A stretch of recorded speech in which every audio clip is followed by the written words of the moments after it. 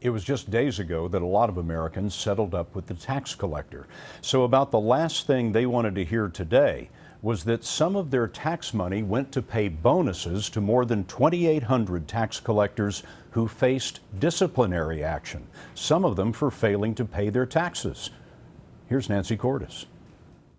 The IRS is supposed to crack down on tax cheats. But a new report by internal watchdogs found that IRS employees who owed back taxes, misused travel cards, or even committed fraud still received more than $2.8 million worth of bonuses between 2010 and 2012.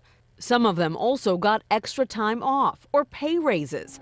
Greg Coots led the investigation. He's an assistant inspector general at the Treasury Department. Why would someone with serious conduct issues get a bonus? Well, in this particular case, because there were no controls or processes to prevent that, that was not something, except for executives, that IRS had in place to prevent awards. So there was no government-wide requirement and no process to prevent it. Do you think that should change? Absolutely.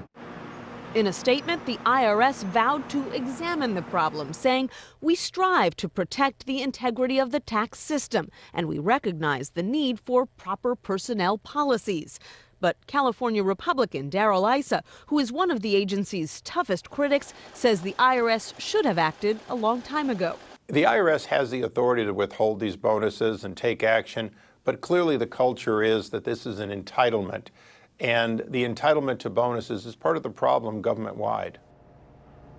A reported 1% of the IRS workforce owes back taxes to the IRS. That's about 1,000 people. But it's still the lowest rate of any federal agency. And, Scott, it's quite low when you consider that 8% of the general public owes back taxes to the federal government. So, Nancy, what is the IRS going to do going forward?